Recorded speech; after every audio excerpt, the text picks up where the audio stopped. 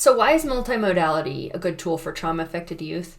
Well, students who've been impacted by trauma may struggle with literacy learning, especially when constraints and rigid expectations are immovable, as they often are in schools.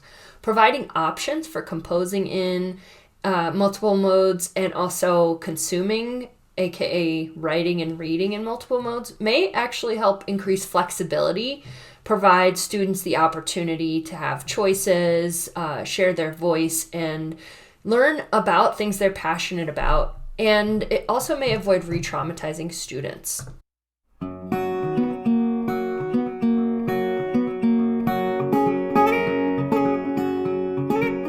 Hi, I'm Erin Silcox from TraumaInformedTeachers.com. I'm here with practical tools for conscientious educators just like you. So, multimodal composition and consumption, like I said a minute ago, aka writing and reading in multimodality, allow for flexibility in what counts as literacy learning. Not sure why this is so beneficial for students that have experienced trauma? Well, keep watching to find out. According to Hughes, published in 2017, which I will link below, students who typically don't perform well academically within academically defined literacy constraints have these crazy powerful cultural, social, and identity-driven literacy lives outside of school. These rich literacy lives are dynamic, yet many of today's students, especially those for whom the matter is of greatest concern, don't feel that their out-of-school literacies, especially those that are multimodal, are appropriate for schools. They don't feel like they have any place within the school building. And that's a finding from Bickerstaff, published in 2012. This includes students who have been impacted by trauma. So one element of multimodality is this idea of flexibility. There's this option within multimodality, depending on how you structure it, that students get to choose how they compose and consume communication, how they make meaning and how they take meaning, I should say. And so these multiple modes, these multiple options remove the pressure to perform in a very specific way. Students affected by trauma may not have developed age-appropriate executive functioning. This, in turn, can make it difficult for them to be flexible in their own thinking. In addition, and this is a quote from Newhouse 2020, which I'll link below, because trauma involves a loss of control, inflexible teaching methods can actually trigger some students into survival mode. When in survival mode, the ability to reason and problem solve can be greatly diminished.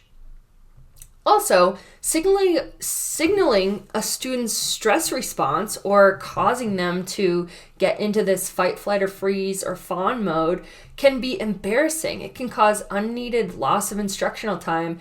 And in some ways, when we are super rigid, we can re-traumatize students by causing that embarrassment or by reinforcing notions that they have poor self-worth. And we want to keep students engaged. So let's be flexible in what counts as composition and consumption with multimodality. Another notion or another idea of why multimodality is appropriate for trauma-affected youth is the notion of choice, but also voice and passion. In a study by Anderson et al. In 2017, the study looked at how marginalized adolescent students reauthored their identities as learners with multimodal composition. They took authoritative stances in persuasive multimodal projects, renegotiating their status as students from ones of being marginalized to uniquely literate and competent individuals. By offering students the chance to make decisions about how they evidence their learning, more affordances of the different modalities are allowed to shine through, and they also increase their ability to communicate by having more ways to communicate. They're going to be able to show you what they know, and have more access to information if you start to incorporate multimodalities more. You may also help trauma-affected youth redefine who they are as learners.